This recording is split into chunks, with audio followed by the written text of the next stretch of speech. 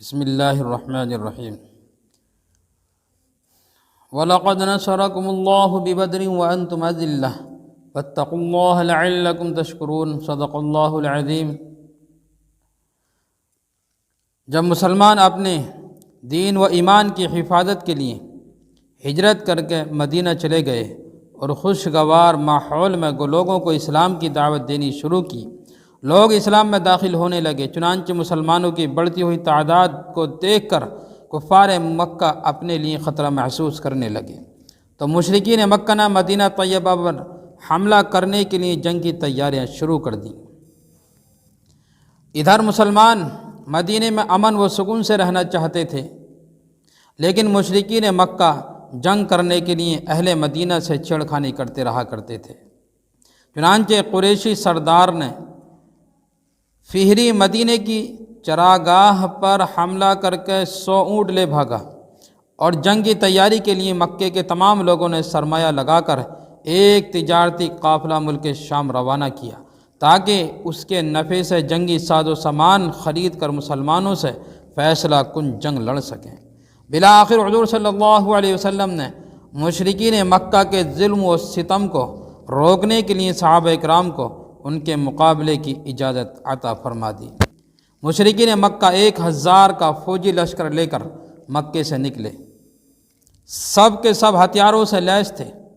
حضور صلی اللہ تعالی علیہ وسلم کو جب اطلاع ملی تو آپ صلی اللہ علیہ وسلم ان کے مقابلے کے لیے اپنے جاں نثار صحابہ کو لے کر مدینہ سے نکلے، جن کی تعداد 313 یا کچھ زائد تھی، جبکہ مسلمانوں کے پاس 70 اونٹ، 2 گھوڑے اور 8 تلواریں تھیں۔ یہ میدان بدر میں حق و باطل کی پہلی جنگ تھی۔ مشرکین نے پہلے ہی سے پانی کے چشموں پر قبضہ کر لیا تھا، جس کی وجہ سے مسلمانوں کو خشک ریگستان میں پڑاؤ ڈالنا پڑا، جہاں وضو اور غسل حتیٰ کہ پینے کے لیے بھی پانی موجود نہیں تھا۔ چنانچہ حضور صلی اللہ تعالی علیہ وسلم صحابہ کی صفیں درست فرما کر خیمے میں تشریف لے گئے اور سجدے کی حالت میں یہ دعا فرمائی، اے اللہ، اگر آج تو نے اس مٹھی بھر جماعت کو ہلاک کر دیا تو روئے زمین پر تیری عبادت کرنے والا کوئی نہیں رہے گا۔ اللہ تعالیٰ نے اس دعا کی برکت سے بارش نازل فرمائی، جس سے تمام ضرورتیں پوری ہو گئیں، میدان جنگ بھی سازگار ہو گیا، جس کی وجہ سے مسلمانوں کو شاندار فتح نصیب ہوئی۔ قریش کے 70 افراد مارے گئے، 70 افراد قید کیے گئے، جبکہ مسلمانوں میں سے صرف 14 صحابہ شہید ہوئے۔ غزوہ بدر میں 70 مشرکین قید ہوئے، جن کو مدینہ المنورہ لایا گیا۔ حضور صلی اللہ تعالی علیہ وسلم نے قیدیوں کو صحابہ میں تقسیم کر دیا، ان کے ساتھ حسن سلوک اور بھلائی کرنے کا حکم دیا۔ اس حکم کو سنتے ہی صحابہ اکرام نے ان کے ساتھ ایسا سلوک کیا کہ دنیا کی کوئی قوم اس عدل و انصاف اور حسن سلوک کی مثال پیش نہیں کر سکتی۔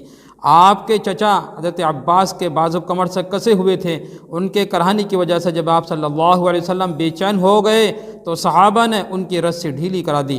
صحابہ کے حسن سلوک کا یہ حال تھا کہ انہوں نے اپنے بچوں کو بھوکا رکھ کر قیدیوں کو کھانا کھلایا اور اپنی ضرورت کے باوجود ان کو کپڑا پہنایا۔